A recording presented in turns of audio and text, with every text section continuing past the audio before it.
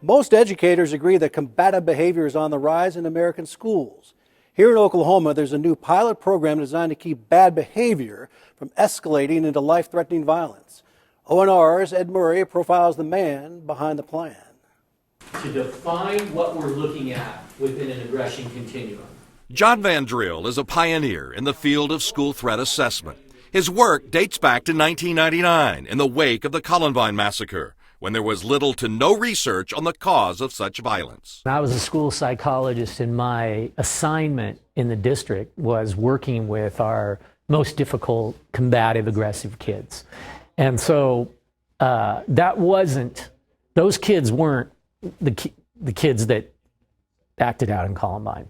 The kind of anecdotal metaphor is there's a difference between someone who's howling and hunting, right? If a coyote's howling, you know right where they are. If they're hunting, you don't.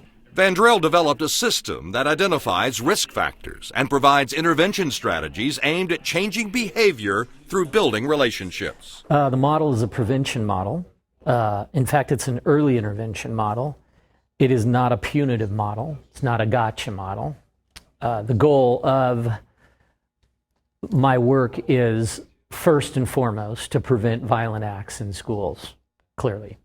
But very close to that, second, is to prevent our youth from moving down a continuum to considering a violent act as a solution to their problems. The pilot program here in Oklahoma uses Van Dreal's management system of 20 questions to determine if the aggression is low-threat reactionary behavior or a violent threat that needs more attention. And it's hard sometimes to determine the difference in those two. And I think that's what this is helping us do more is just determine, okay, what is more reaction versus what is an actual threat for us to know how we're going to have to deal with it. So I think just the protocols that it lays out, I think that's something that is most beneficial for us because it gives us specific questions to ask that maybe in the past we didn't think about. Ginger Tenney is the executive director of Professional Oklahoma Educators. A recent survey of POE members asked how often student behavior negatively impacted their ability to teach.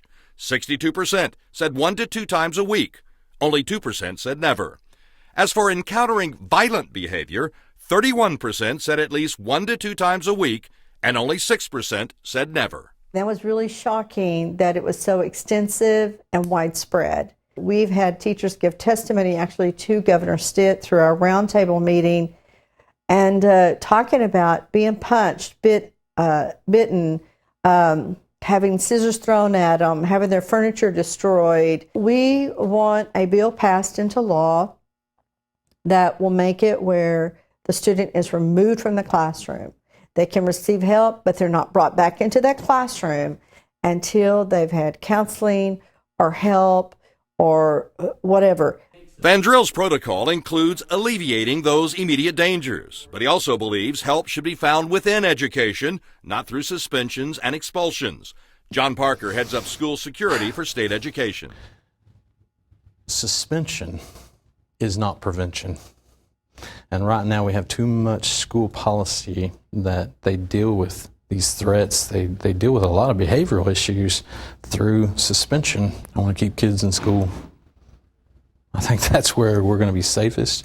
That's where we can manage any types of threats. This part of Van Dreal's philosophy comes from firsthand experience. An expelled student in his home state of Oregon returned to school and killed 2 classmates 1 year before Columbine. That's the biggest risk, is now you've got somebody who's focusing on your school or you, and they want to hurt you or the people in your school. And now they're at home, likely unsupervised, and now we have a student that's disenfranchised, is possibly building more motive and reasons to be angry at the institution of education, doesn't belong, doesn't really care. And we lose too many kids that way. Back to that POE survey. 60% said they either didn't have or didn't know if they had access to a school psychologist, while only 23% said they felt adequately trained in trauma-informed education. This protocol works to lift that burden with a team-oriented approach. The system that is being provided, as an educator, I wanted to alleviate as much of the burden that they would feel with this as possible, but still make sure they knew what they were doing when they used it. I'm not trying to create experts here. I give them a system that's got the expertise, and then they just need to be able to follow it, and it gives them a template. We've got safe schools. We're training our educators, our administrators, our law enforcement folks, our mental health folks to just hone their practices and make them even safer. Really interesting story, Ed. But I hear these teachers, they seem to be saying pilot programs are nice, worthwhile, but we got to get those bad apples out of our classrooms. Ginger Jenny, very clear on that. Violence and reducing classroom size is her group's big focus. The protocols in the pilot program, Rich, do remove that violent threat and then begin the evaluation process and trigger the help mechanisms. Might include change environment, take them to another school. The key is to engage the student, fix the behavior, end it, prevent it from going up the scale, and it's had a good track record. Thanks a lot.